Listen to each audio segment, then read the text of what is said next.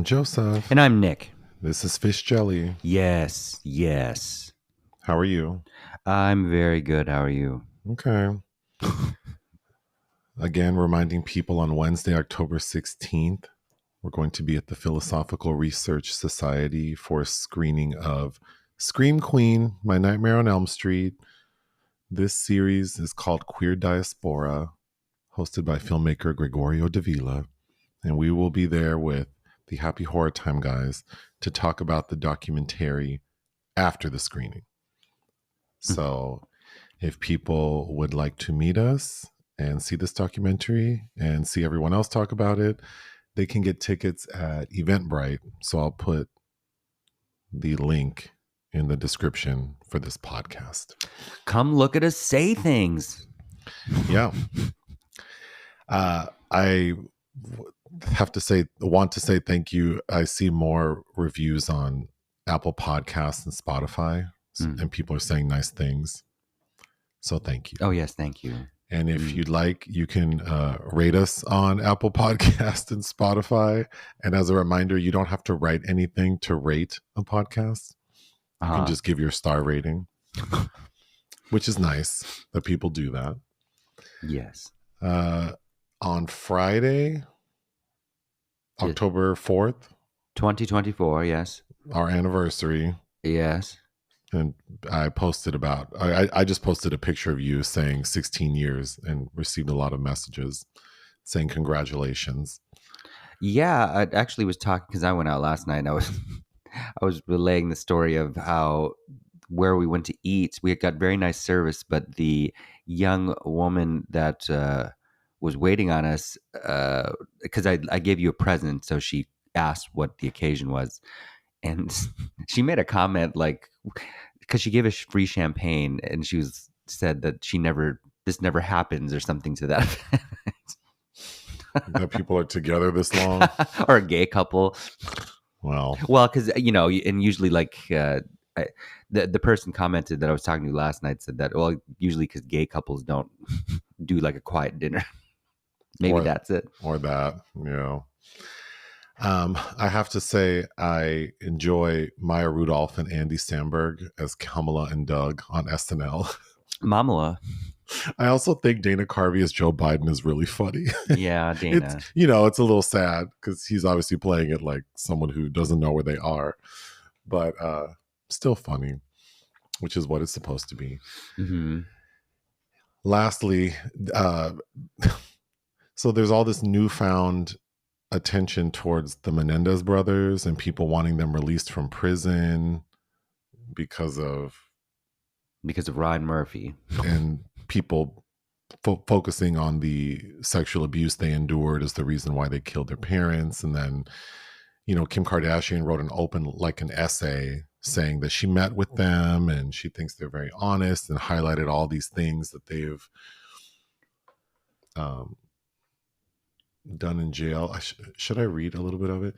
I have spent time with Lyle and Eric. They are not monsters. They are kind, intelligent, and honest men. In prison, they both have exemplary disciplinary records. They have earned multiple college degrees, worked as caregivers for elderly incarcerated individuals in hospice, and been mentors in college programs, committed to giving back to others.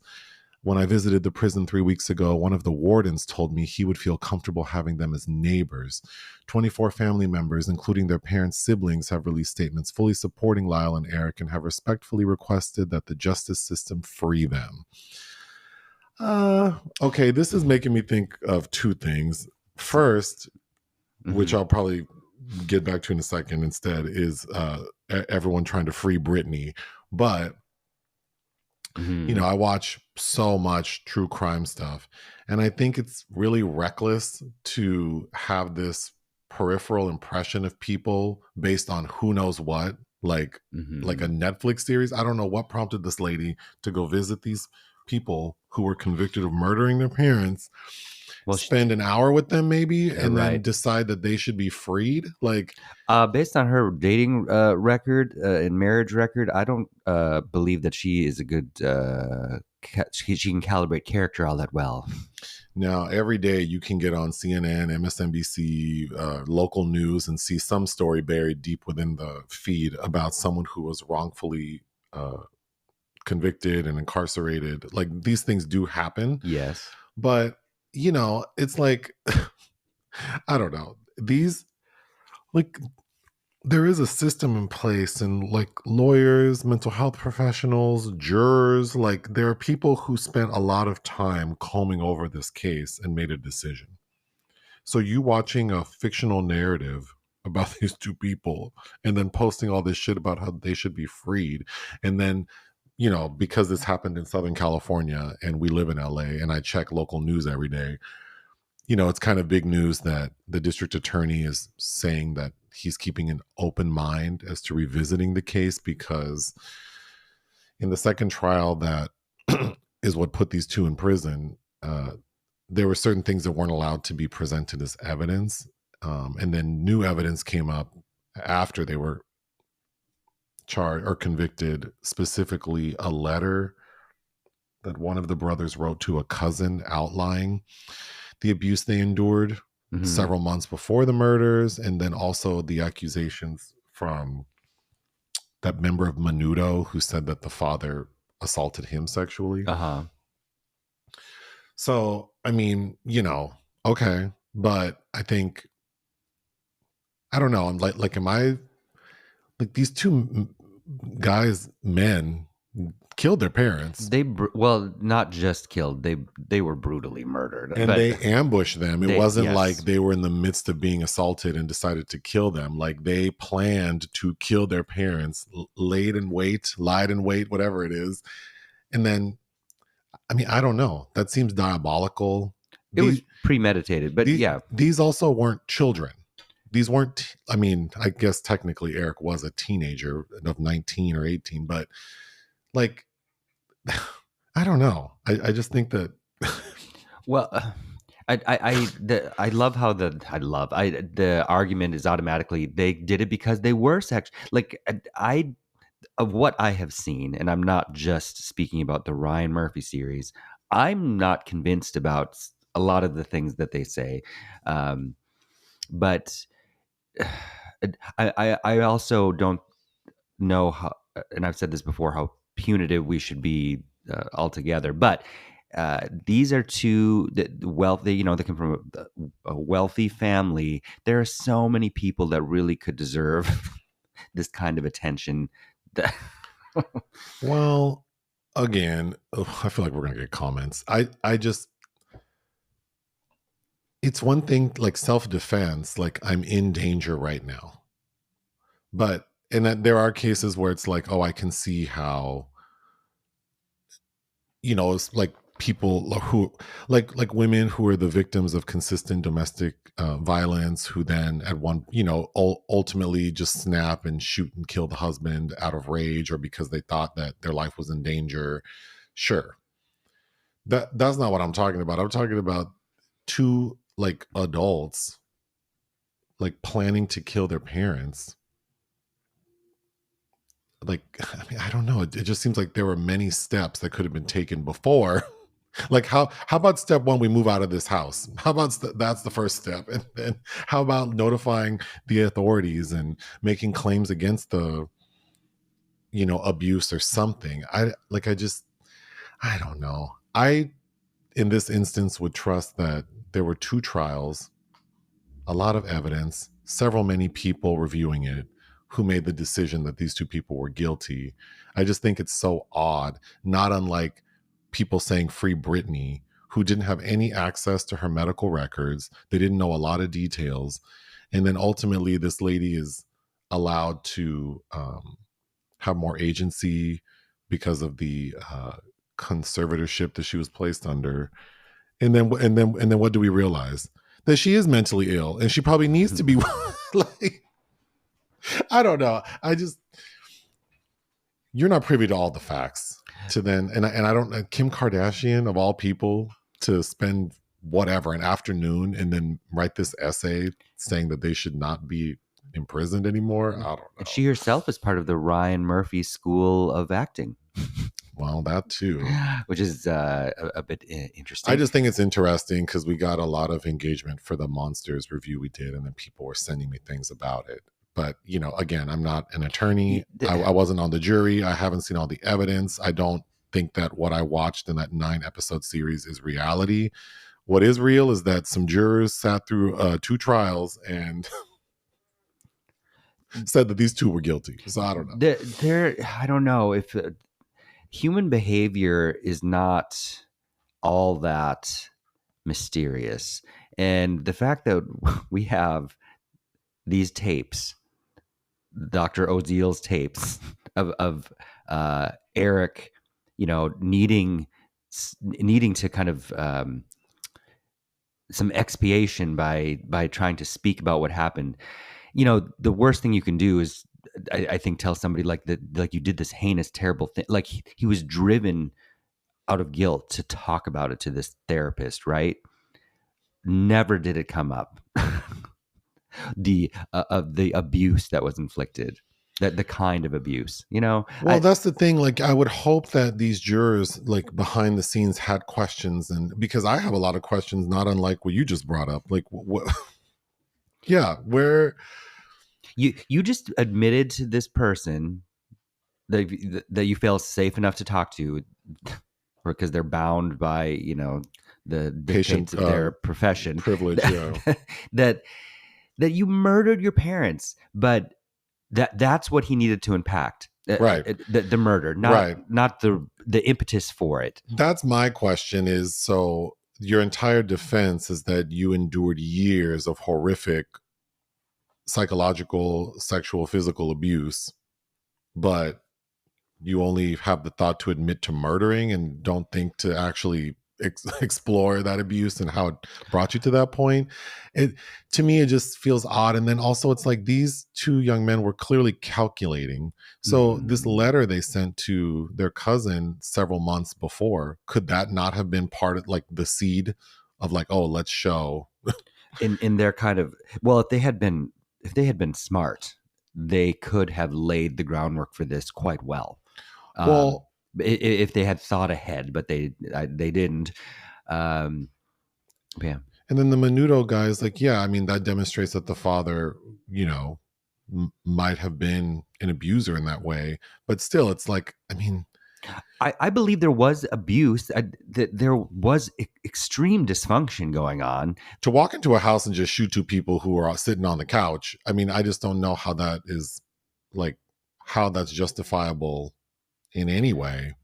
And we still have yet to finish. We watched like 2/3 of Menendez, Killing in Beverly Hills, with Beverly D'Angelo and Edward James Olmos. And even the title of that is like, what? But why are we so fascinated by this case? Like, people are murdering each other all the time that, you know, don't have this kind of wealth or privilege. It's a killing in Beverly Hills. Like, that is what got our attention, right? To be clear, I can see how people snap. I feel like I'm going to snap sometimes, but that wouldn't make it right. You know, like it's understandable how a person could get to a place, but of course, you know, there are many steps that can be taken. You know, before I kill you because I can't stand you anymore, it's like, well, maybe I should just try to file for divorce first and then see how that goes before I just up and blow your brains. Like, that's what I'm talking about. And also, part of the reason why people are incarcerated is because they're a danger to others, right? To society. And it's like, I don't know, the fact that these 2 brothers were able to plan this, I mean, that's kind of scary. Like, what else would they have done had they not been found guilty and thrown in prison? I don't know. Like, but you know, we're decades later, and again, how punitive do we want to be? Are they still a danger to society? I think those are also valid questions. Sure, but then the laws need to be changed. But then I don't know. Then it sets a precedent. Like, so if I spend 16 years being married to you and I can't stand you and I hate everything you say to me, and does that give me the right to say, well, I killed him because he drove me crazy? Like, he was so rude to me, and no.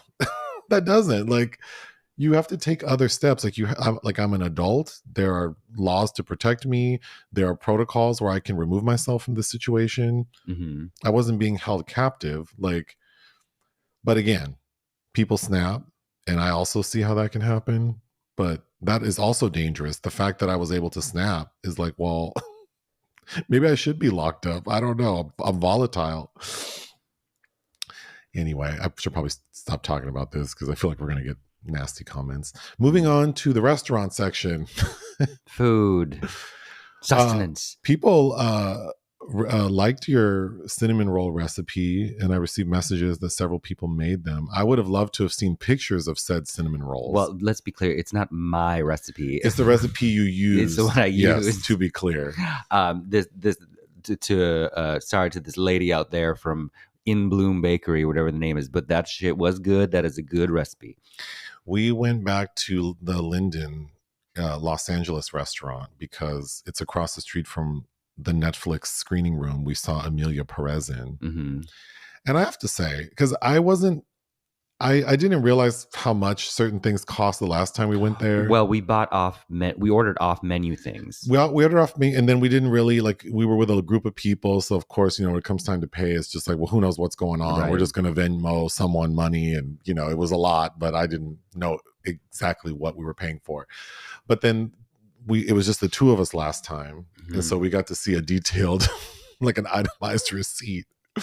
And I have to say, while I do enjoy the oxtail grilled cheese, it's not good. worth $45. Not $45. I saw that. I gasped, but it was very good. But even as we were eating it, I'm like, why can't I make this? Because I can't find oxtail anywhere. Which, of course, reminds me of the, is it Cat Williams? I think so. Now, because after you said that, he has a bit in one of his specials where he talks about you've never seen an oxtail, like he believes that's not a real thing. Yeah, where is it? Yeah, where do you buy oxtail? And how much is it? But does it make a $45 sandwich? Because then we shouldn't be. Well, and then it's not a big sandwich. It's actually like when you buy those like the artisan loaves, mm-hmm. where the slices are quite big. Yes, this sandwich feels like someone made out of those slices, but then cut it in half, and we got one half of it, like a demure panini. Yes, for $45. Mm-hmm. And then they have the nerve to put it on a big old plate, which just highlights how small it is. And then I tried their burger, which that burger was $38, and it was just a big old hunk of meat. That was it. It was there is with a finesse to making a burger. Okay. Yeah, I don't recall ordering the burger last time. I would not recommend that burger. And then of course nothing comes with sides. You have to order the sides. So then I wanted French fries. I did like those fries. Okay, I wanted French fries, and then the server, who was very nice. Yes. She's like, well, you should try our duck fat fries. They're like steak fries fried in duck fat.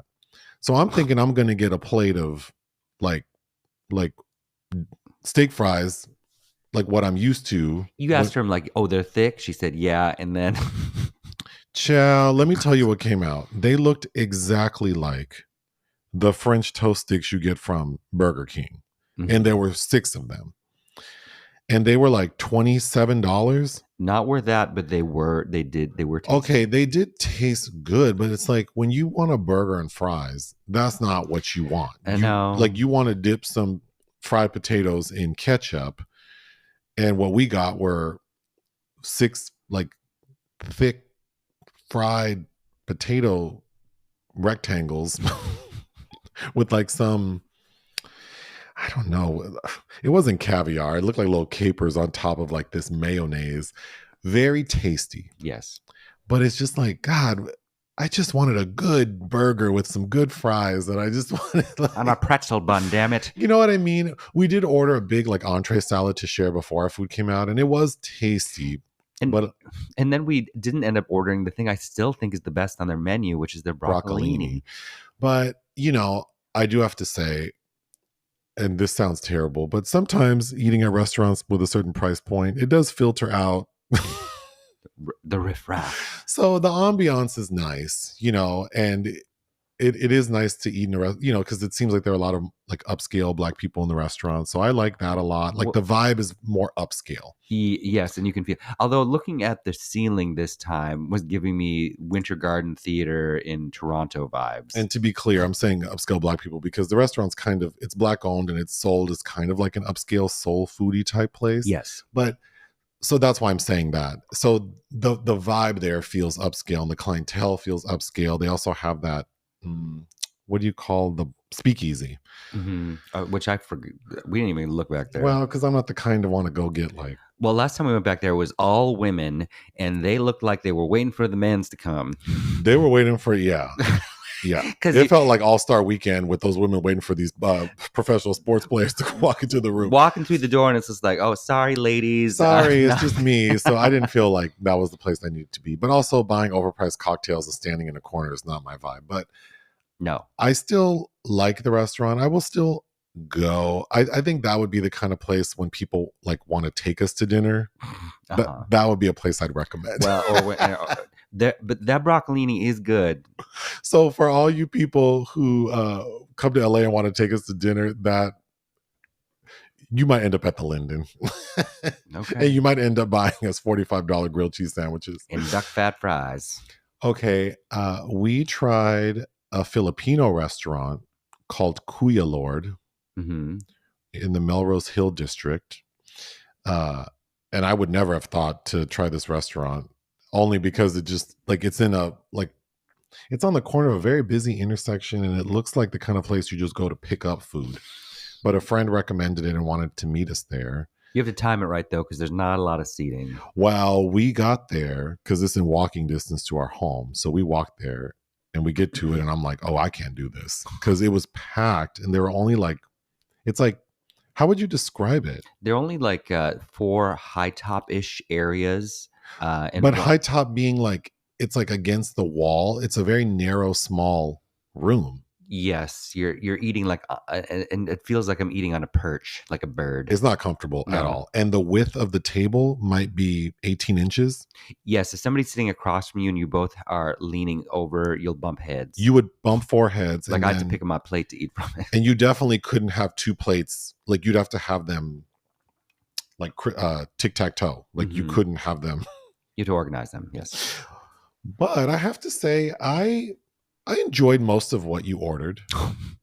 Yes. They have these like these trays where they say it serves 2, and then you get to choose like a protein. They say it serves 2. And then you get sides. So the sides were like this garlic rice with a fried kind of runny egg on top. Then these really thick noodles.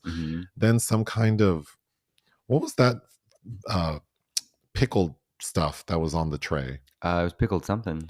It was more garnish, but and then a meat. So we were there with 2 friends, and they ordered the same tray, but they chose the pork belly, and then you chose what tasted to me like carne asada, and then some kind of like sausage. Yeah, and they were out of savory sausage, so we got the sweet sausage, which is not my favorite. I thought the carne asada was very good. The pork belly was the beef.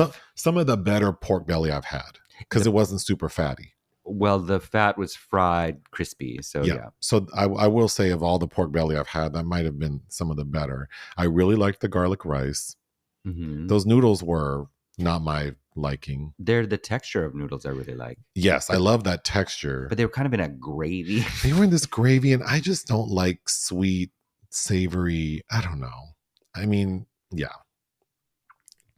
Like pineapple on pizza is like, no. Would I go back there? Maybe if I could just get a bowl that had the garlic rice and the carne asada on top, maybe. But I probably wouldn't get that tray again. Would you?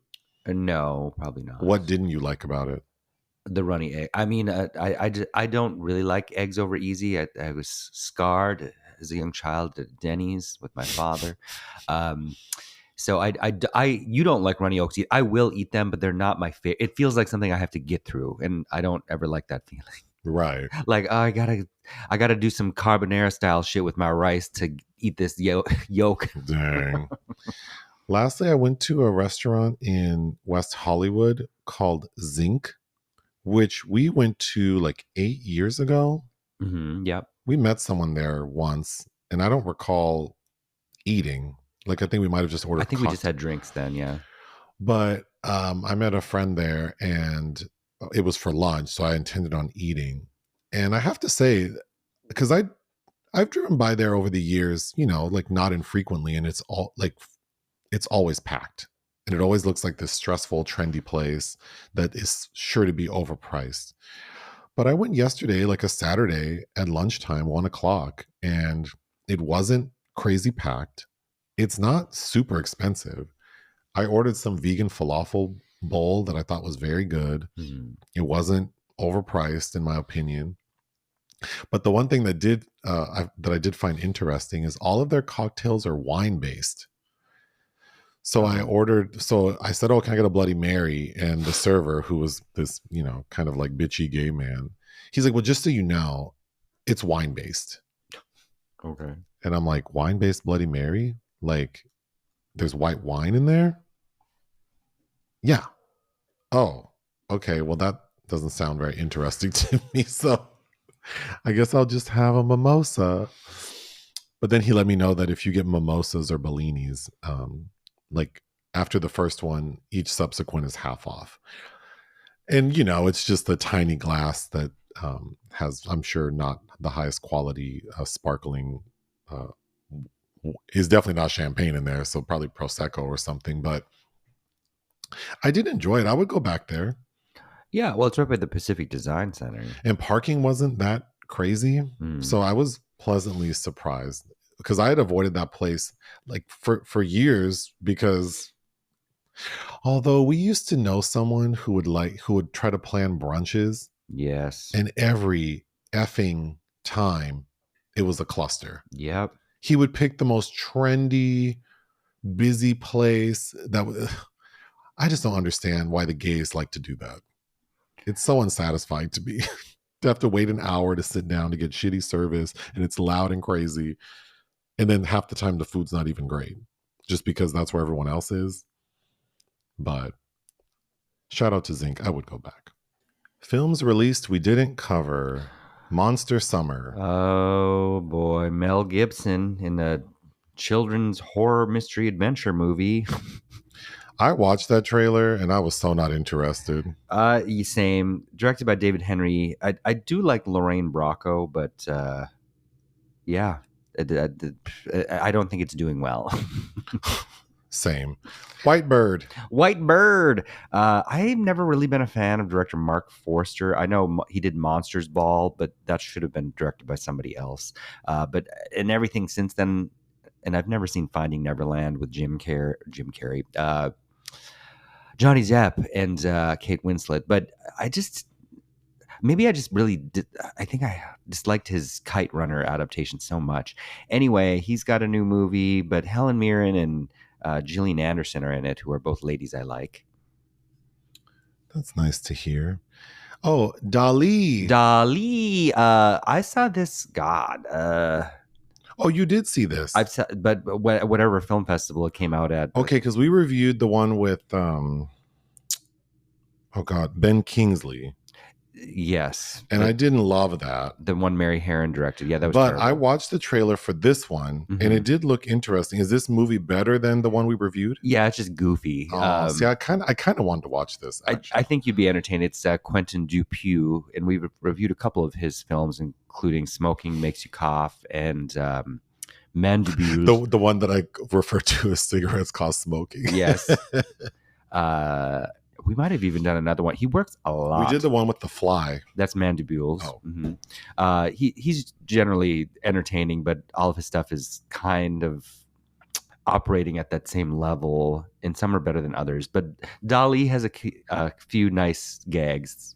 I think you definitely would have enjoyed it better than the Mary Herron Ben Kingsley film. Oh, Frankie Frico. This looked entertaining, about a little hobgoblin creature. And we reviewed this director's last film, Steven Kostanski. I don't remember. Do you remember Psycho Gorman?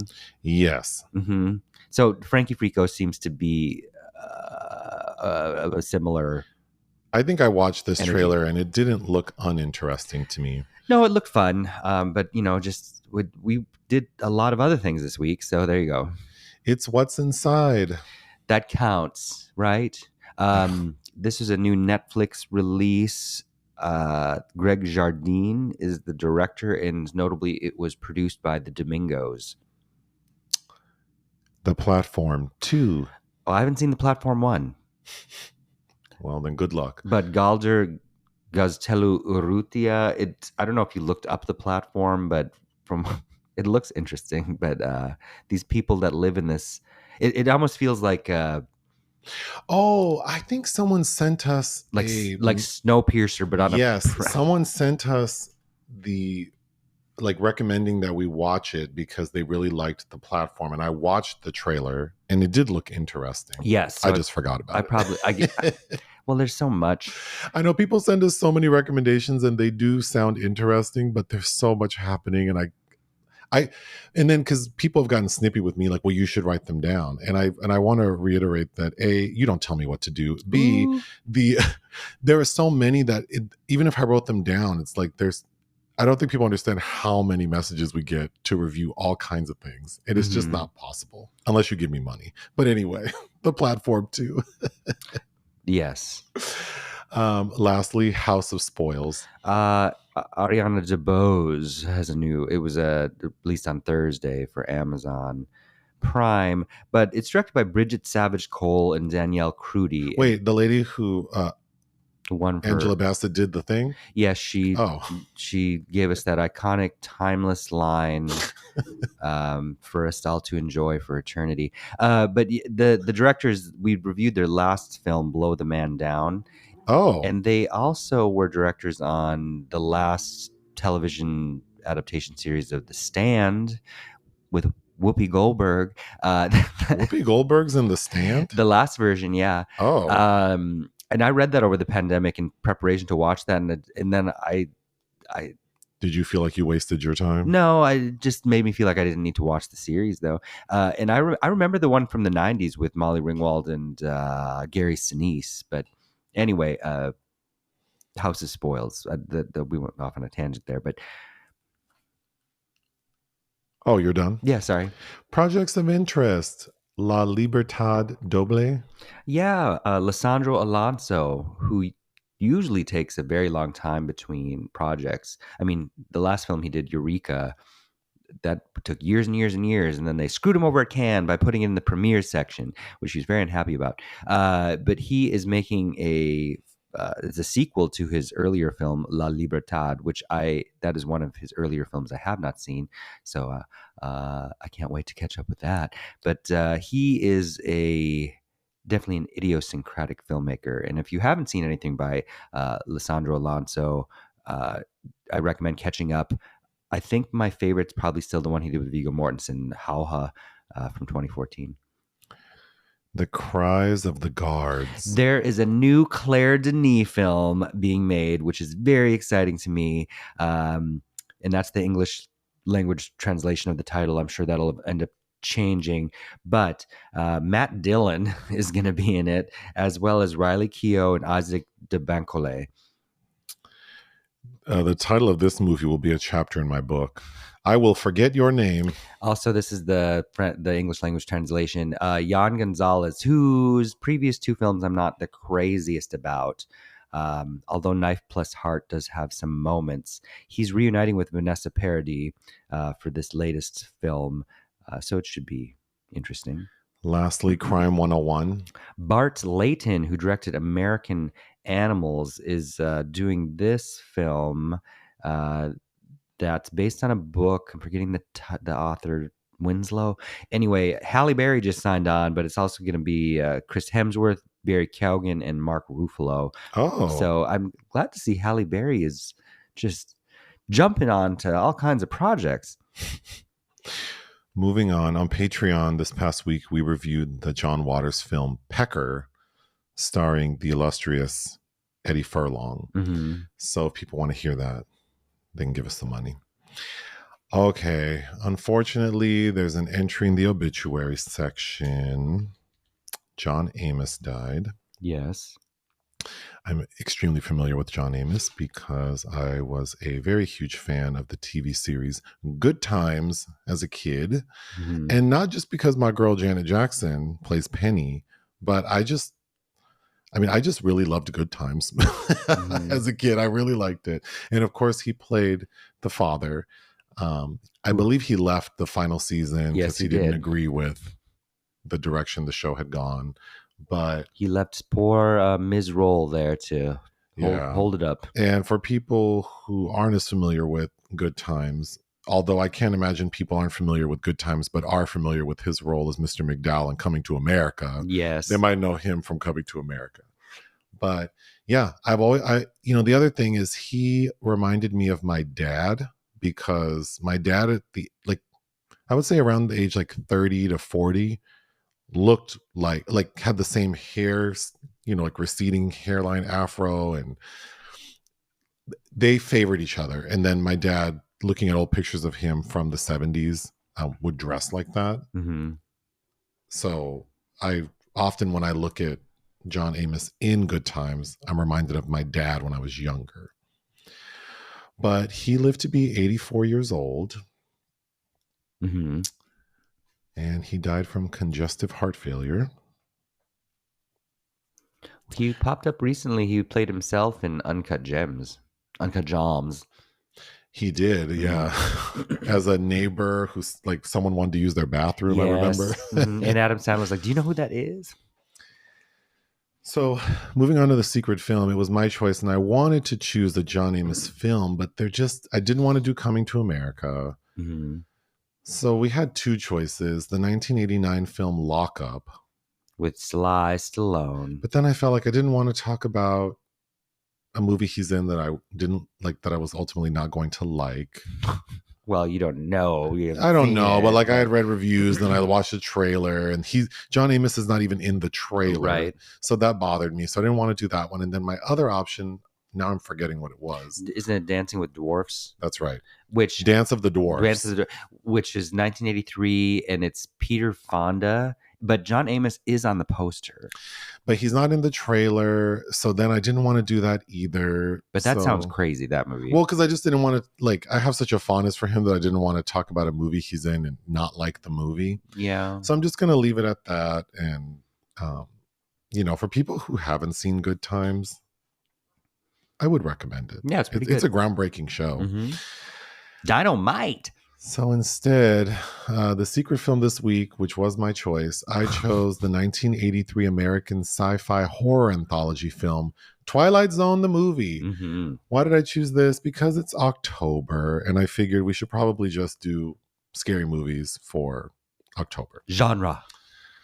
And I had asked for your assistance in choosing one, and you gave me several options, and then you went into the archives. Yes. And pulled this BBD out. And I thought, I've never seen Twilight Zone, the movie. Let's do that. Mm-hmm. And we watched it. We did. And then I realized that several years ago, you had tried to start it with me, and then I didn't want to finish it. So there's that. What's your relationship to Twilight Zone, the movie? I remember it very well as a kid, watching it on cable with my parents. And, so, when I was much more impressionable, and there's one segment in particular that, I really liked as a kid because it creeped me out. And I'll also, my parents had a love for movies and gossip, and the movie and was hatred for random actors for no apparent reason. Well, they had their own private reasons. I don't know. Maybe they snubbed them at cocktail parties. Who knows? But that Vic Morrow was killed on the set of this film, along with two children who don't get talked about as much. But so that thought exists, directly exists in my mind with this movie. So when I think of this movie, I think of Vic Morrow dying. But from the very first time I saw it, that's all my dad wanted to talk about while we were watching the movie. I don't think I remember the Twilight Zone TV show as a kid. Well, that too, yeah. And I recall the theme music and Rod Serling's great little narration. Intro. I if you would have asked me if there was a Twilight Zone the movie, I would have said I'm sure there is, but I didn't, like, I wouldn't have known when it came out. We started it, and I remembered that we had, I don't remember the prologue, but I remember segment 1 and then wanting to stop.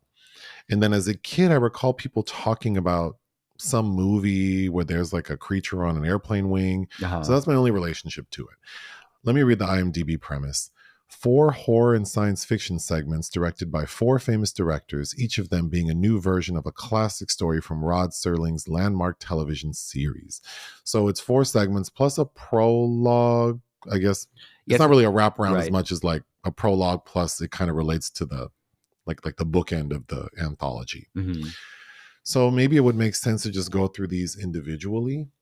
Yes. So the prologue is directed by John Landis, who I know directed the Thriller, Michael Jackson's Thriller video. And An American Werewolf in London and Coming to America. Oh, well, so then there is a John Amos connection. There is, There we go. But the prologue stars Albert Brooks and Dan Aykroyd. And I think it's an effective start because we see these 2 guys in a car driving down the road, like a kind of a deserted road. And they're kind of they're trying to make conversation because the radio dies, and it's clear they don't know each other well, right?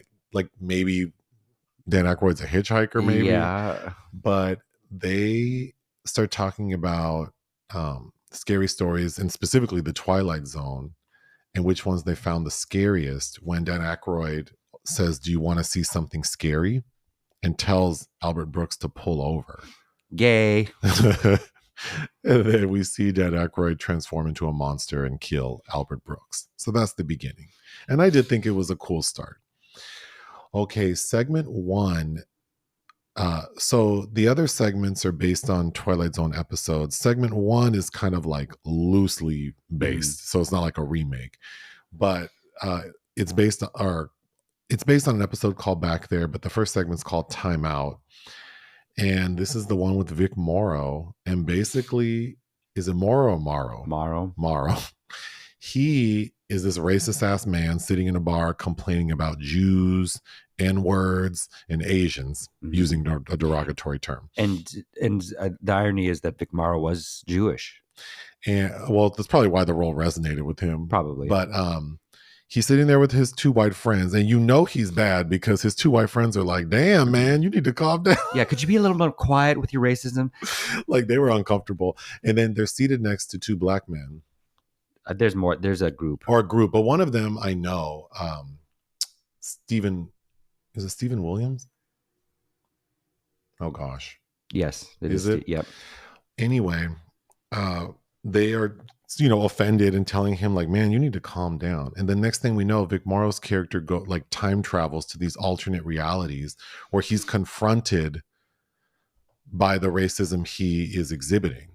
So he gets sent to Nazi occupied France in like the 1940s, and they see him as a Jewish person. So they're harassing him and he's afraid for his life.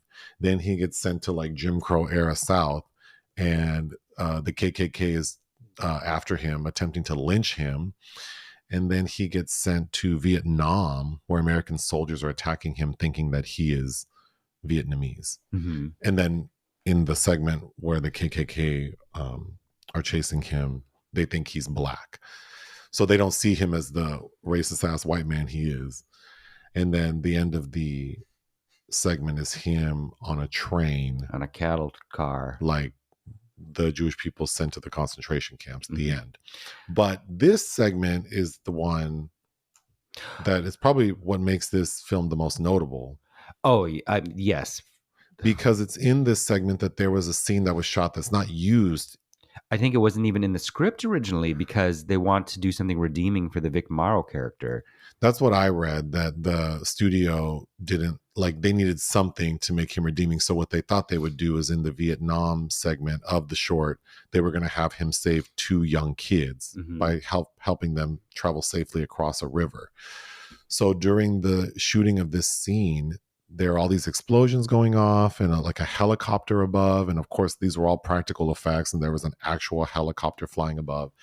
And we watched the footage, which is disturbing. So I wouldn't recommend it. But if you want to see it, it's on YouTube. Which is crazy. Well, you do have to So to watch it, you have to sign in and verify that you're an adult and that you want to watch something graphic. Oh yes. But it is upsetting to watch because it's upsetting for two reasons. One, you see someone be killed, but before that, it's like the entire scene looks so dangerous. Like, who thought this was a good idea?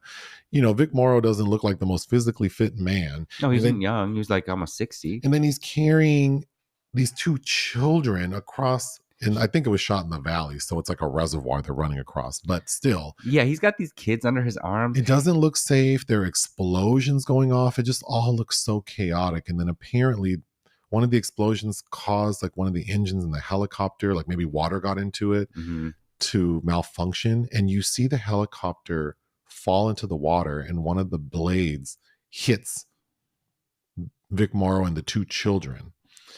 And I didn't realize, because everyone always says, well, everyone, I've heard about this story.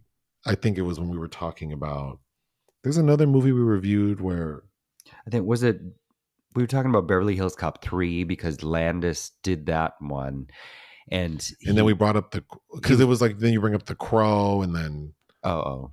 But I don't think it was in the Crow remake video. It was another video where we talked about, or it might have been a podcast episode where we talked about actors dying on set. So I knew about this person, but I didn't know. No one ever brings up the two children who died. Right. So I didn't realize children had died until I watched the footage. Well, and then that clip you showed me on YouTube, the news story mentions that those kids didn't even have work permits to be in this scene. So that's probably the most upsetting part, is that I didn't realize children were killed, which is just like, oh my gosh. But it's the early 80s. It's kind of like the wild, wild west. People weren't really as concerned with safety. And but apparently Morrow even said that it's crazy. I'm not using a stunt double for this. Ugh.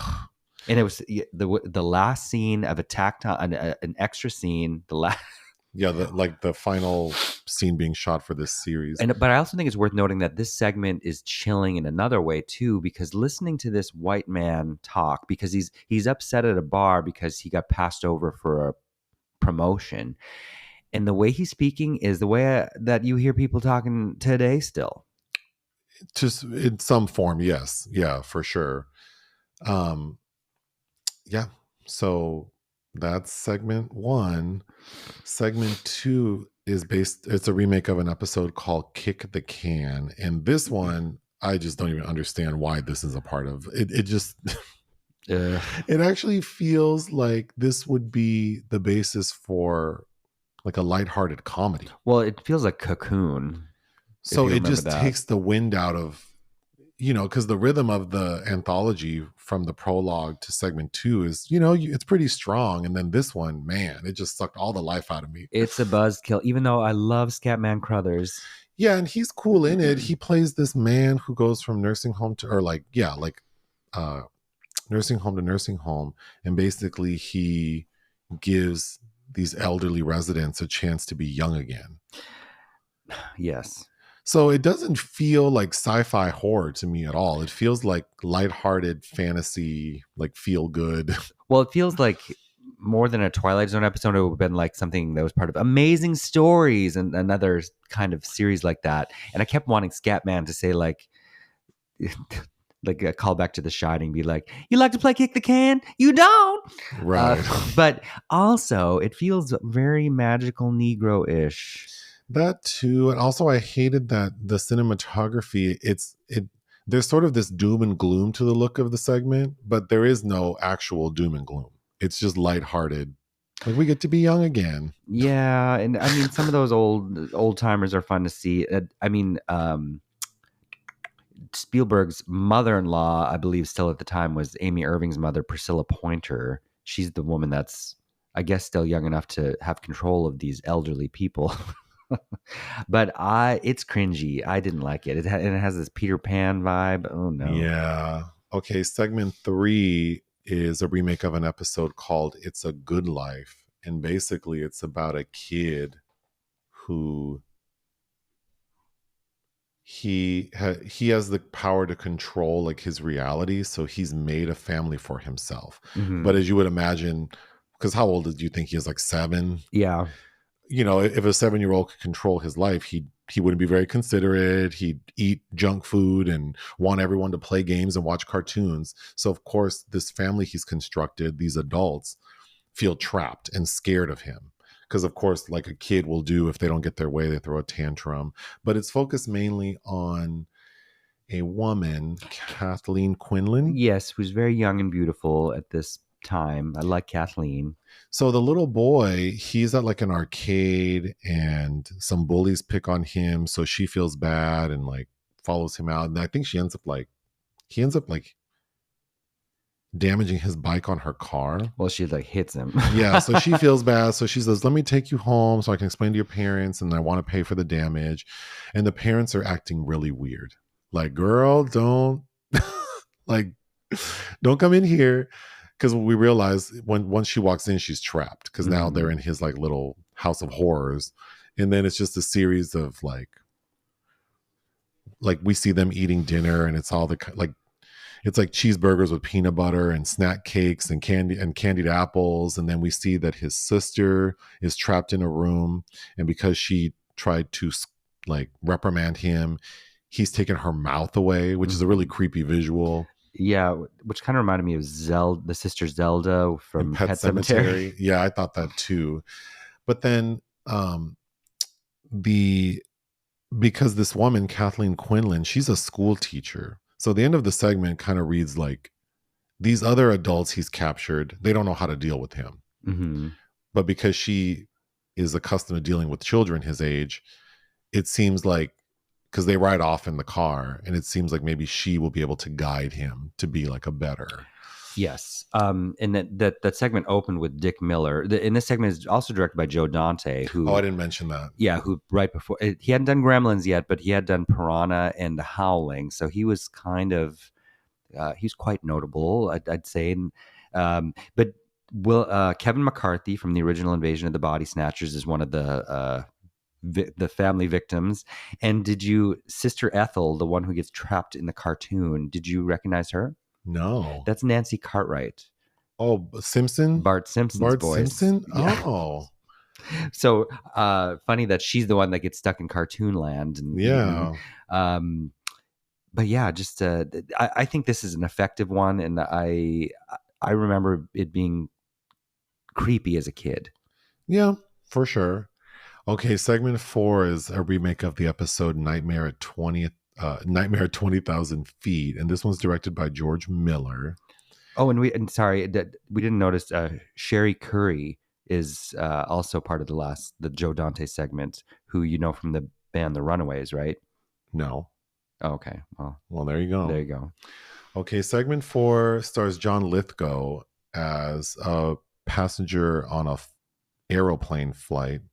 Mm-hmm. And he is having like an anxiety attack. It seems like he is just afraid to fly. And then what makes it worse is, as he's having this panic attack, he looks out the window and sees that there's like some creature on the wing. Mm-hmm. And he's like losing his mind, trying to convince everyone. And everyone thinks he's crazy. At one point, they give him like medication to calm his ass down. They have to like physically hold him down. But then everyone realizes that there actually is some creature on the wing, and it rips open the like plane. Mm-hmm. Thankfully, though, the plane's able to land, like it's close enough to the airport such that it doesn't crash. And then we see John Lithgow get into an ambulance. And this is where the prologue comes back around, because Dan Aykroyd is the ambulance driver. And he says to John Lithgow, want to see something really scary? Yes. So I thought that was an effective ending. I like how it's like integrated into, it doesn't feel so separate like something like VHS. Yes. Donna Dixon, who is married to Dan Aykroyd, was the younger stewardess in this, the blonde. And I think John Lithgow is quite fun in it. Of the 4 segments, which one is your favorite? This one, and notably, this was directed by George Miller, who you know from the Mad Max films. Oh, I mean, I did say that, but I didn't realize who he was.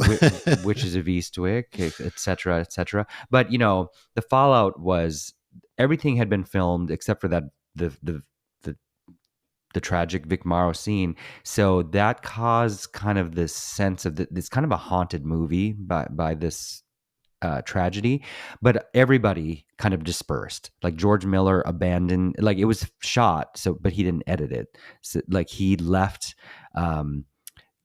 Spielberg was friends with Landis until this happened, and it just caused this kind of great dissolution, and there's a big ripple effect.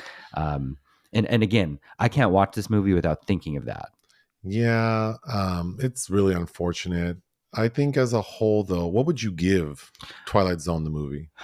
3. I think despite this horrible Steven Spielberg segment that's in there, it's still entertaining. And it made me want to rewatch the other ones from my childhood, like Tales from the Dark Side, the movie, and Cat's Eye with Drew Barrymore. I would give it 3. If someone hasn't seen it, I would recommend skipping segment 2 and watching the others together. And then after you've enjoyed that, then you can go back and watch the second segment, because it's really going to bring it's going to alter the rhythm. That being said, though, for the purposes of talking about films, I think I just don't like talking about anthology films. It just feels so, because these stories are constructed to be, I mean, usually when they're well done, because I think... You don't like Creepshow?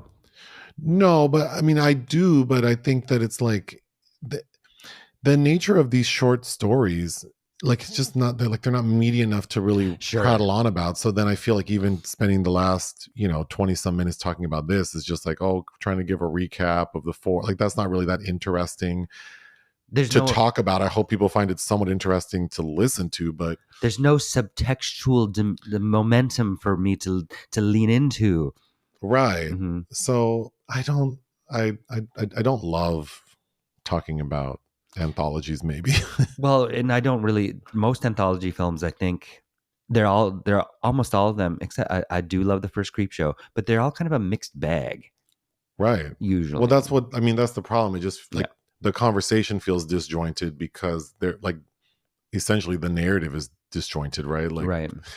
So there's that. What do we have coming this week? You're going to see The Brutalist today. Oh, shit. I didn't even realize I'm seeing The Brutalist today. Mm-hmm. Damn. What a treat. Is it? I mean, I'm seeing it with you, but yeah, I loved it. It's great. Is it a thriller? No, but it is thrilling. What does that mean? It's a thrilling piece of cinema. And you like Adrian Brody, don't you? Oh, is he? Oh, you did talk about this. Yes. Ugh. Well, he's going to be at the screening because we're seeing it at CAA. Well, it's the whole reason I read The Fountainhead right before going to that film festival. But yeah, he'll be there with Brady Corbett and Mona Fastfold, the writer and screenwriter. I hate valeting my car. We have to valet at CAA. Ugh. Yes. Well, the biggest reason I don't like it, I don't like strangers in my car, but also then I feel like we have to run out of the theater so I can get my car first. Because if you don't, then you're stuck there for like half an hour. So you won't be there for the Q&A. Hell no. But I know we're seeing Terrifier 3 next week. Yeah. And then the review for Cotto Lake comes out. We're seeing something else, aren't we? The Apprentice? I don't have that on my calendar. Well, I've seen that already too, but that comes out next week. So I'm assuming we will see that. Are you reading anything? Oh, I finished reading The Lonely Passion of Judith Hearn, which I started right before we watched the film version for Maggie Smith's death, which was last week's podcast. And then I started reading I, Claudius, which I'm assuming that'll probably take me some time to get through, by Robert Graves. But The Lonely Passion of Judith Hearn, it's the film, which you've seen, stays very close to the novel. Obviously, there's more interiority with her, Judith, but except for the ending. Oh, what's the ending? Because the book ends and begins the same, where she's setting up the picture of Jesus and the Sacred Heart photograph and her dead aunt, right? Okay. Which are integral to kind of how she interacts with space. And the book ends with her in the basically being institutionalized, but she's drying out with the nuns, and it ends with the nun saying like, why don't we like put your pictures up. Mm-hmm. So the author Brian Moore leaves it a lot less clear that she's going to be okay. Oh, Whereas so the end of the okay. film, I think, does her a solid by letting her leave Yeah. and giving her one kind of small act of agency. Interesting. And I like both of those moves. But you know, at her very swift downfall that happens, like I will say the novel was also getting me emotional, kind of like the film, and watching this very sad woman with no other options to just kind of drink herself into oblivion. But Oh, you have feelings. Look at you. we yes, so do you. But anyway, as much as I recommend the film, I also recommend the book. My favorite sentence from the book, you Please ask? indulge us. It was, she realized, the way she herself left others after a successful theft of their time, after a promise so terribly wanted, a promise that she could come again. Love it. Well, I did enjoy the movie for sure. Mm-hmm. So I would recommend that. Anything else? No. Ta-ta.